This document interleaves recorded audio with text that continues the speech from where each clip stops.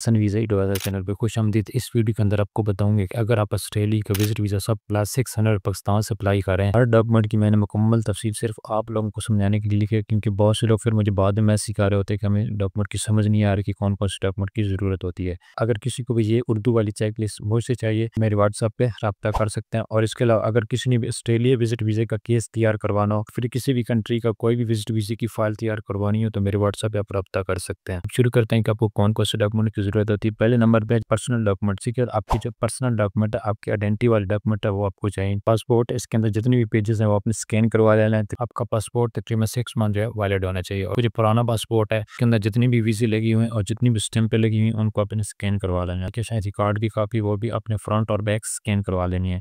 और इसके अलावा एफआरसी जो कि आपको नादरा से मिलती है, स्कैन करवा लेना है। नंबर 2 पे फैमिली डॉक्यूमेंट्स। अगर आप शादीशुदा हैं तो आपने जो मैरिज सर्टिफिकेट है वो अंग्रेजी ज़बान में तर्जमा करवा लेना है। और इसके अलावा आपको एमआरसी चाहिए जो कि नादरा से मिलेगी, ये भी आपने साथ अटैच करना है। अगर आपके साथ बच्चे ट्रैवल करें तो फिर बर्थ सर्टिफिकेट आपने लगाना है जो कि अंग्रेजी ज़बान में हो। Supporting document NOC. अगर आपकी उम्र 18 साल से कम उम्र है, आपके साथ वालिदैन ट्रैवल नहीं कर रहे, तो फिर आपने वालिदैन की तरफ से एनओसी भी लगाने हैं। नंबर 3 पे प्रूफ ऑफ इनकम। इसमें 2 चीज़ें आती हैं, अगर आप जॉब करते हैं या फिर बिजनेस करते हैं। जॉब वालों के लिए मैंने अलग डॉक्यूमेंट लिखे हैं और बिजनेस वालों के लिए मैंने अलग डॉक्यूमेंट लिखे हैं। जॉब करते हैं उनकी डिटेल मैंने अलग लिखी है और बिजनेस करते हैं उनकी डिटेल मैंने अलग लिखी है। एम्प्लॉयमेंट लेटर साथ अटैच करना है। अलावा फिर उनको कंपनी की तरफ से एनओसी चाहिए। एनओसी के अंदर वाज़ेह तौर पर लिखो कि इस सफ़र पर हमें कोई इंतराज़ नहीं है। उसके अंदर ट्रैवल डेटें भी आपने साथ लाजमी लिखवानी है। कंपनी की तरफ से आपको 3 माह की सैलरी स्लिपें चाहिए। 3 माह या 6 माह जो भी आपको आसानी से मिल जाए वो अपने साथ लगानी है। जो भी कंपनी की तरफ से डॉक्यूमेंट आपको मिलेगा उसके ऊपर साइन और स्टैंप होना जरूरी है। कंपनी की तरफ जो कॉन्ट्रैक्ट लेटर है, अगर वो आपको मिल जाता है तो वो आपने लगाना, ना भी मिले तो ज़रूरी नहीं है। अगर आप बिज़नेस करते हैं तो आपको कौन कौन से डॉक्यूमेंट चाहिए। बिज़नेस को जो भी प्रूफ है वो अपने साथ लाजमी लगाना है। आपने जहाँ जहाँ पर भी बिज़नेस रजिस्टर करवाया और उसका सबूत अपने साथ लाजमी अटैच करना है। चैम्बर ऑफ कॉमर्स की मेंबरशिप आपके पास है, वो अपने साथ लाजमी लगानी है। इंडियन सर्टिफिकेट आपने साथ लगाना है।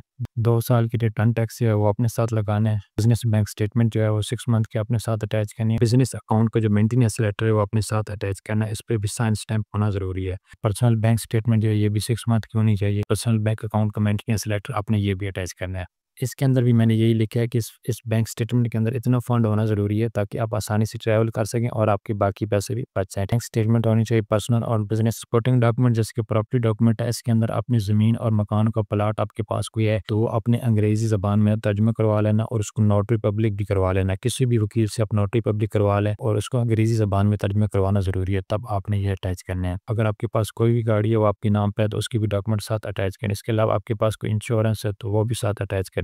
फ़्लाइट रिज़र्वेशन आपने जो है इसको कंफर्म नहीं करना, बल्कि आप इसकी रिज़र्वेशन खरीद सकते हैं। और होटल बुकिंग है, होटल बुकिंग किसी से भी करवा सकते हैं, आप कंफर्म भी कर सकते हैं, लेकिन बेहतर चीज़ ये कि आप वो होटल बुकिंग करें जो पे एट द प्रॉपर्टी हो। जब आप वहाँ पर पहुँचेंगे तो तब आपने इसके पैसे देने। आपका कोई स्पॉन्सर है या रिश्तेदार ऑस्ट्रेलिया में मौजूद है या उसके पास जो भी स्टेटस है वो साथ लाजमी दिखाना है। अगर पास पासपोर्ट है, पासपोर्ट की कॉपी और उसकी जितनी भी आईडी के डॉक्यूमेंट है वो अपने साथ लाजमी अटैच करने हैं। नंबर 7 में ऑनलाइन एप्लीकेशन और बायोमेट्रिक। इमी अकाउंट क्या चीज़ होती है, मेरी पिछली वीडियो में आप देख सकते हैं। इमी अकाउंट कैसे बनाना है वो भी मैंने मुकम्मल उसी से पिछली वीडियो के अंदर बताया। इसके अंदर आपने डॉक्यूमेंट अपलोड करने, जो भी डॉक्यूमेंट मैंने यहाँ पे बताए इन सब डॉक्यूमेंट को आपने पीडीएफ में स्कैन करवा लेना है। जितने भी डॉक्यूमेंट मैंने यहाँ पे बताए इनको पीडीएफ के अंदर स्कैन करवाने के बाद आपने इमी अकाउंट के अंदर जो अपलोड करने हैं, इसके बाद आपने फिर इसकी फीस पे कर देनी है। फिर अगर किसी भाई का कोई भी सवाल या कोई भी क्वेश्चन हो तो मेरे इस व्हाट्सएप पे आप रब्ता कर सकते हैं, या किसी ने भी ऑस्ट्रेलिया का केस तैयार करवाना हो तब भी मेरे इस व्हाट्सएप पे रब्ता कर सकते हैं।